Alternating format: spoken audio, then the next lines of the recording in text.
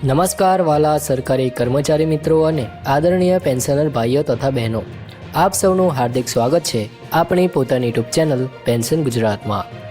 તો મિત્રો, આજનો વિડીયો ખાસ કરીને દેશભરના કરોડો કર્મચારીઓ અને પેન્શનરો માટે અત્યંત મહત્ત્વનો છે, કારણ કે છેલ્લા ઘણા સમયથી દરેકના મનમાં એક જ સવાલ સતત ઘૂમરાઈ રહ્યો છે કે શું 8મો પગાર પંચ 1 જાન્યુઆરી 2026થી લાગુ થશે કે નહીં થાય।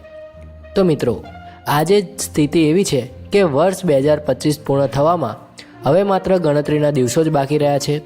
લગભગ 10થી 12 દિવસનો જ સમયગાળો બચ્યો છે અને આવા સમયે કેન્દ્ર સરકારના તેમજ વિવિધ રાજ્ય સરકારોના 1.25 કરોડથી વધારે કર્મચારીઓ અને પેન્શનરો આતુરતાપૂર્વક રાહ જોઈ રહ્યા છે કે 8મો પગાર પંચ ક્યારથી લાગુ થશે અને તેનો લાભ ક્યારે મળશે।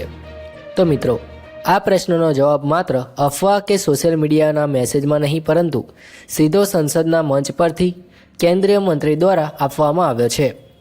આજના વિડીયોમાં આપણે કોઈ અનુમાન નહીં, પરંતુ સંસદમાં આપવામાં આવેલા સત્તાવાર જવાબ, સરકારની પ્રક્રિયા અને વાસ્તવિક સમયરેખા વિશે વિગતવાર ચર્ચા કરવાના છીએ। મિત્રો, સૌપ્રથમ આપણે સમજી લઈએ કે હાલ પરિસ્થિતિ શું છે। તો મિત્રો, હાલમાં દેશના તમામ કેન્દ્ર સરકારના તેમજ મોટા ભાગના રાજ્ય સરકારના કર્મચારીઓ 7મા પગાર પંચ હેઠળ પગાર અને પેન્શન મેળવી રહ્યા છે। 7મો પગાર પંચ 1 જાન્યુઆરી 2016થી અમલમાં આવ્યું હતું અને તેની માન્યતા 31 ડિસેમ્બર 2025 સુધીની છે, અથવા સ્પષ્ટ શબ્દોમાં કહીએ તો 7મા પગાર પંચની અવધિ હવે પૂર્ણ થવા જઈ રહી છે। એટલે નિયમ મુજબ 8મું પગાર પંચ 1 જાન્યુઆરી 2026થી લાગુ થવું જોઈએ, પરંતુ મિત્રો, વાસ્તવિક પરિસ્થિતિ કંઈક અલગ દેખાઈ રહી છે, કારણ કે અત્યાર સુધી સરકારે 8મા પગાર પંચ માટે જે જરૂરી પ્રક્રિયા હોય છે, જેમ કે ટર્મ્સ ઓફ રેફરન્સ એટલે કે TOR, કમિશનની સંપૂર્ણ રચના, ચેરમેનની નિમણૂક અને કાર્ય પદ્ધતિ, તેમાં ભારે વિલંબ થયો છે। મિત્રો, આ બાબતે સંસદમાં શિયાળુ સત્ર દરમિયાન એક સીધો પ્રશ્ન પૂછવામાં આવ્યો હતો કે 8મો પગાર પંચ ક્યારથી લાગુ થશે અને કર્મચારીઓને તેનો લાભ ક્યારે મળશે। મિત્રો, આ પ્રશ્નનો જવાબ આપતા કેન્દ્રીય નાણાં રાજ્યમંત્રી શ્રી પંકજ ચૌધરીએ રાજ્યસભામાં મહત્વપૂર્ણ માહિતી આપી હતી। મિત્રો, કેન્દ્રીય નાણાં રાજ્યમંત્રી શ્રી પંકજ ચૌધરીએ રાજ્યસભામાં કહ્યું હતું કે તેમણે સ્પષ્ટ શબ્દોમાં જણાવ્યું કે સરકાર દ્વારા 8મા પગાર પંચના અમલીકરણની તારીખ યોગ્ય સમયે નક્કી કરવામાં આવશે। મિત્રો, અહીં એક મહત્ત્વની વાત સમજી લેવી ખૂબ જ જરૂરી છે। મંત્રીશ્રીએ આ વાત કહી કે કમિશનની ભલામણો આવ્યા પછી જ અંતિમ નિર્ણય લેવામાં આવશે, અથવા હાલ કોઈ ચોક્કસ તારીખ નક્કી કરવામાં આવી નથી। હવે મિત્રો, કમિશનની રચના વિશે વાત કરીએ તો નવેમ્બર 2025માં કેન્દ્ર સરકારે 8મા પગાર પંચ માટે TOR એટલે કે ટર્મ્સ ઓફ રેફરન્સને મંજૂરી આપી હતી અને 3 સભ્યોની કમિટી રચના કરવામાં આવી હતી। આ કમિટીને પોતાનો અહેવાલ રજૂ કરવા માટે 18 મહિનાનો સમય આપવામાં આવ્યો છે, અથવા આ કમિટી જૂન 2027 સુધીમાં પોતાના રિપોર્ટ સરકારને સોંપશે।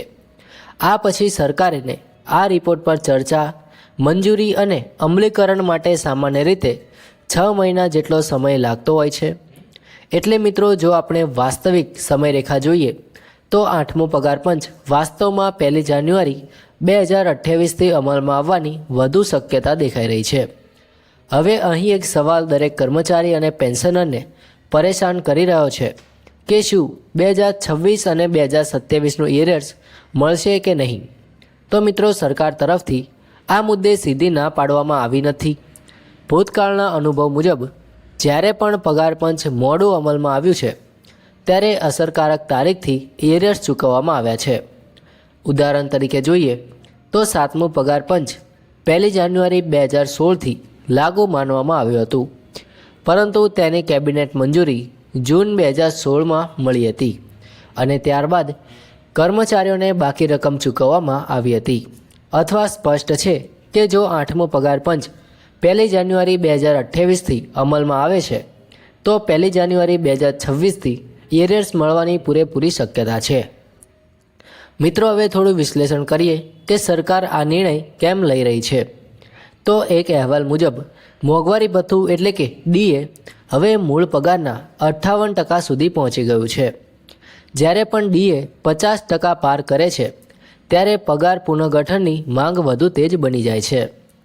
કર્મચારી સંગઠનો પણ સતત માંગ કરી રહ્યા છે કે ડીએને મૂળ પગારમાં મર્જ કરવામાં આવે અને નવા પગાર પંચની પ્રક્રિયા ઝડપથી પૂર્ણ કરવામાં આવે. મિત્રો, પગાર પંચનો એક નિશ્ચિત પેટર્ન રહ્યો છે કે 1996, 2006 અને 2016 દરેક વખતે 10 વર્ષના અંતરે પગાર પંચ લાગુ પડ્યું છે. એટલે સિદ્ધાંત મુજબ 8મું પગાર પંચ આવવું નિશ્ચિત છે. માત્ર પ્રશ્ન સમયનો છે. હાલ સરકારની નાણાકીય સ્થિતિ, ચૂંટણી બાદનું દબાણ અને બજેટની મર્યાદાઓને કારણે આ નિર્ણયમાં થોડી મોડાશ થઈ રહી છે. પરંતુ પગાર પંચ આવશે નહીં એવું કહેવું ખોટું છે. મિત્રો, સરકાર દ્વારા એટલું સ્પષ્ટ કરી દેવામાં આવ્યું છે કે કમિશનની રચના થઈ ચૂકી છે, સંસદને જાણ કરવામાં આવી છે અને પ્રક્રિયા ચાલી રહી છે.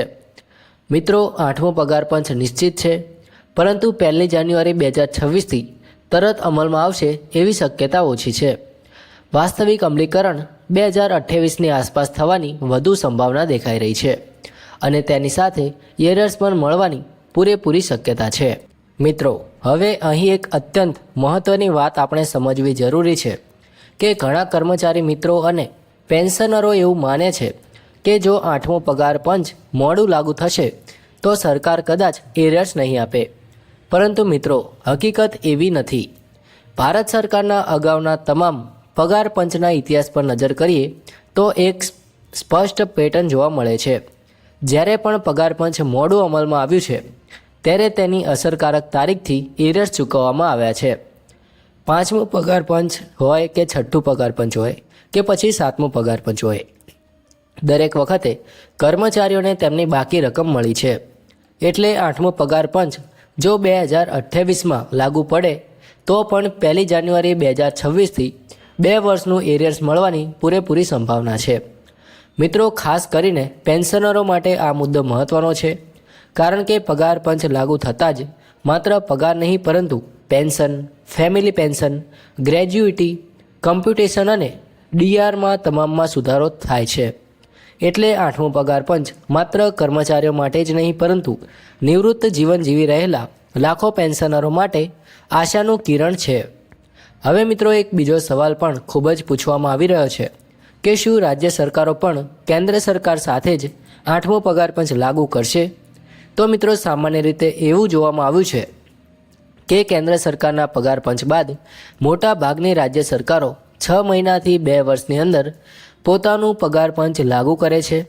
ગુજરાત રાજ્ય સહિત ઘણા રાજ્યો કેન્દ્રના મોડલને અનુસરે છે.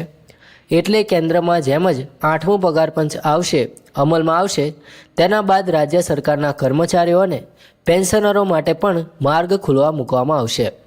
મિત્રો, હાલમાં સોશિયલ મીડિયામાં ઘણા ભ્રામક મેસેજ ફરી રહ્યા છે કે કોઈ કહે છે કે 8મું પગાર પંચ રદ થઈ ગયું છે, કોઈ કહે છે કે 2026થી જ સીધું પગાર ડબલ થશે, તો કોઈ તો એવું કહે છે કે હવે પગાર પંચની જરૂર જ નથી.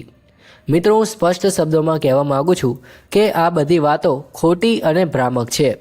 સરકારે જાતે જ સંસદમાં જણાવ્યું છે કે કમિશન રચાઈ ચૂક્યું છે અને પ્રક્રિયા ચાલુ છે. એટલે કોઈ પણ અફવા પર વિશ્વાસ ન કરો. હવે મિત્રો, થોડી વાસ્તવિક તૈયારીની વાત કરીએ તો આવતા 2 વર્ષ સુધી કર્મચારીઓ અને પેન્શનરોને 7મા પગાર પંચ મુજબ જ પગાર અને પેન્શન મળતી રહેશે, પરંતુ સાથે સાથે ડીએમાં વધારો થતો રહેશે. જ્યારે 8મો પગાર પંચ લાગુ થશે ત્યારે આ ડીએને નવા મૂળ પગારમાં મર્જ કરવામાં આવશે અને ત્યારબાદ નવો ડીએ શરૂ થશે. આ કારણે પગાર અને પેન્શન બંનેમાં એક સાથે મોટો ઉછાળો જોવા મળશે. મિત્રો, આજના વિડીયોમાં આપણે જે માહિતી આપી છે તે સંપૂર્ણ રીતે સંસદમાં આપવામાં આવેલા જવાબ, સત્તાવાર અહેવાલો અને અગાઉના અનુભવ પર આધારિત છે. અમે કોઈ ખોટી આશા નથી બતાવી રહ્યા, પરંતુ સત્ય અને હકીકત આપના સુધી પહોંચાડવાનો પ્રયત્ન કરી રહ્યા છીએ. આપ સૌને વિનંતી છે કે જો તમે સરકારી કર્મચારી હોય, પેન્શનર હોય અથવા તો તમારા પરિવારના કોઈ સભ્ય સરકારી સેવામાં હોય તો આ માહિતી તેમને જરૂરથી શેર કરજો અને મોકલજો, કારણ કે સાચી માહિતી જ ભ્રામક મેસેજથી બચાવ કરે છે અને યોગ્ય નિર્ણય લેવામાં મદદ કરે છે. અંતમાં વહાલા મિત્રો, પેન્શન ગુજરાત ચેનલને જરૂરથી સબસ્ક્રાઈબ કરી લેજો. મળીશું આવી જ માહિતી સાથે. ત્યાં સુધી જય હિન્દ, વંદે માતરમ.